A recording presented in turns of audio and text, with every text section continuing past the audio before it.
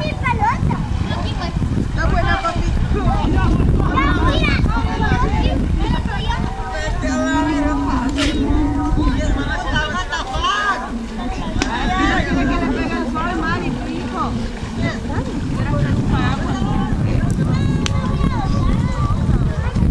También se cubre, se pone aquí donde ya está pegando mi sombra.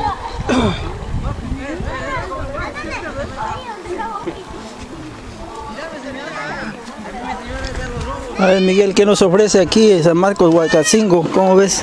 San Marcos nos ofrece su playita, ¿qué más? Las mojarras, ya recién saliditas. Ah, ahorita, andan ahorita agarrándolas, ¿no? Ajá. Sus guamuchilitos. Sus guamuchilitos. Ándale, mangos.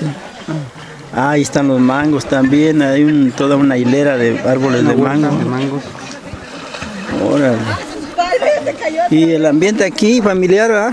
Muy bueno, muy bueno. La convivencia con la familia.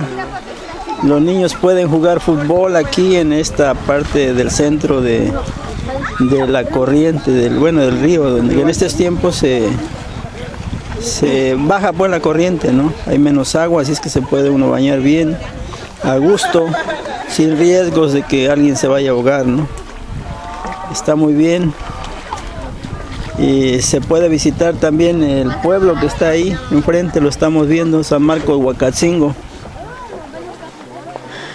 Y es aquí apenas a unos 10 minutos de la carretera federal México-Acapulco, en el crucero antes de llegar a Xaritla, ¿verdad?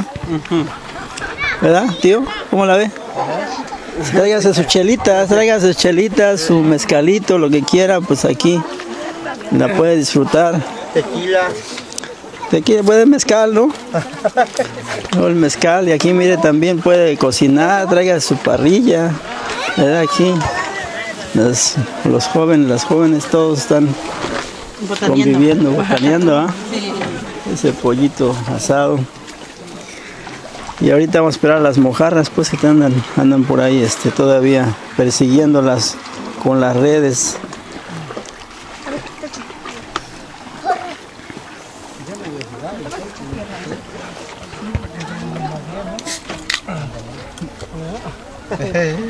Pues un saludo a Ontario por allá, Eloy. A Riverside. A Riverside.